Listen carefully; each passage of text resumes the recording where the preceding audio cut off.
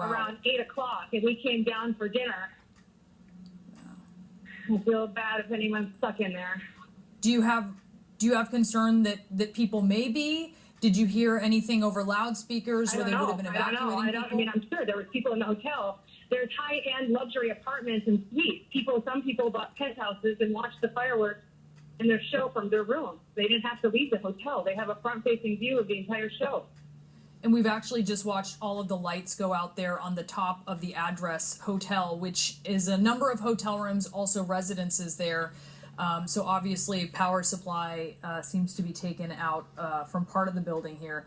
So Maha, you were on the 42nd floor at 8 p.m. We came down for dinner. We were up on the 42nd floor at a resident apartment, came down and had dinner. And then at about 9:30 was when you saw this happen, right? Fine. Everybody's fine.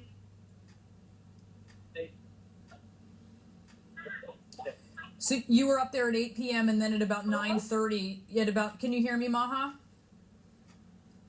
I can hear you. So you were at about 8 p.m. You were at dinner and you came down to what level of the hotel where you started to see that there was smoke at 9:35? We were on the floor level of the restaurant there on a terrace overlooking. We were up at a penthouse suite on the 42nd floor with friends, and then we came down for our actual dinner. But there's a lot of people that were having parties in their rooms. We heard them. Okay, so what we're understanding now, we're getting a report, was that it was the 20th floor where the party started. So when you actually saw some sort of smoke or fire, was that on the ground floor? Where was that you saw? No, it was up a level. It was up. It wasn't on the ground floor level. We could tell. I don't know if it was the 20th floor, but it's the start of where the rooms are because there were balconies and there were terraces. And what floor do the balconies and the terraces and the rooms start on? About? I don't know, to be honest with you. I think it's like 16. Okay, so it's like several... One elevator bank was from 6 to 16, and then I think 16 and up is where it starts. I don't know. I want to give you information that's not right.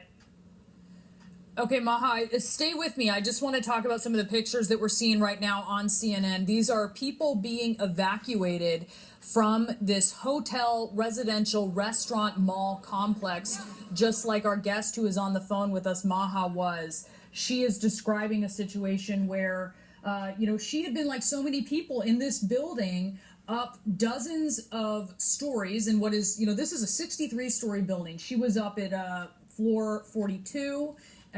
Gathering with friends, as so many people, she says, in this building are doing on this holiday. This is a building that has a great vantage point to the fireworks display there in downtown Dubai. And so that's why a lot of people are there. They're not even going to the fireworks. They're having parties in their homes, watching fireworks from their windows, from their balconies. This, again, is the Address Hotel in downtown Dubai, a very busy area on a very busy New Year's Eve. I do want to bring in now Jonathan Gilliam. He's a law enforcement analyst for CNN, but he also has managed security in the past for other giant events. Jonathan, you're looking, these pictures these are horrific. And what we're hearing from one of our guests is that this all happened very quickly. And we do understand that a lot of people were there on this New Year's Eve in what is their home, having celebrations ahead of the fireworks display, which were to come about 2.5 hours after this started there in Dubai. What's your reaction to what you're seeing? Well, I'm telling you, I don't know how long ago this fire actually started, but that has spread so rapidly that it is very alarming to me. First off, just looking at this from a security standpoint, I'm not clear how a fire could spread that quickly to the entire side of a hotel.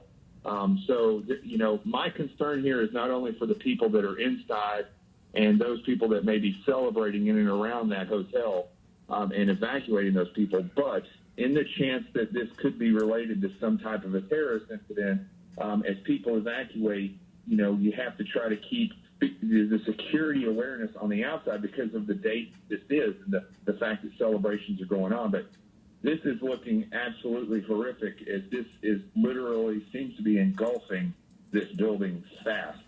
This is horrible, and these are actually pictures from. Are these pictures live, or are they from moments ago? Okay, these are actually live pictures, and we do understand. So we're seeing sort of part of the midsection here of the Address Hotel. Jonathan, we're being told that, okay, so just to keep in mind for our viewers, this is a 63-story luxury hotel. This is a skyscraper there in downtown Dubai. We're hearing, Jonathan, from authorities that this may have started on the 20th floor. What does that tell you? Well, that doesn't tell me too much. I was reading a report just a minute ago. They said that it started from the outside of the hotel. That is interesting to me. I'm not exactly sure what they meant by that when they reported it. But, it's hard to tell because I don't know the structure of this building. Is the 20th floor or where this started, is that a lobby area? There's certain hotels and residences where you actually get into the elevator at the bottom and you go up to a certain floor to actually go into the lobby. So I'm not sure how the layout is in this particular building, but that could be saying a lot about where the fire started and if it was something that was nefarious, how people had access into that area. But this is, look, one of the things about the United States is that we have codes and the way fire codes, the way things are built.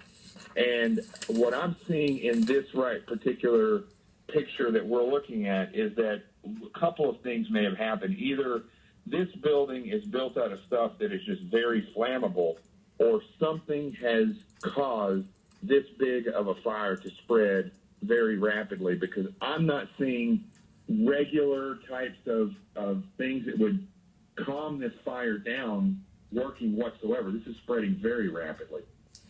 And so when you raise the question of, and I just need to be very clear here, we have no reason at this point to believe that this is terror related, but this is also something that just happened not too long ago. My understanding, Jonathan, and what we're piecing together from one of the witnesses who was in the hotel when this happened, she said that she first saw flames and smoke at about 9:35. So now it's an hour later there in Dubai, and just in the course of an hour, you can see just how much this has grown up. What she says now is the entire side of the 63-story building. So again, just to be clear, talking about the issue of whether this could be terrorism related, that is nothing confirmed. We don't know at this point. It's also very soon to be able to tell that. But why is that something that you would raise, Jonathan, as a concern? Simply because of just how quickly this is accelerated?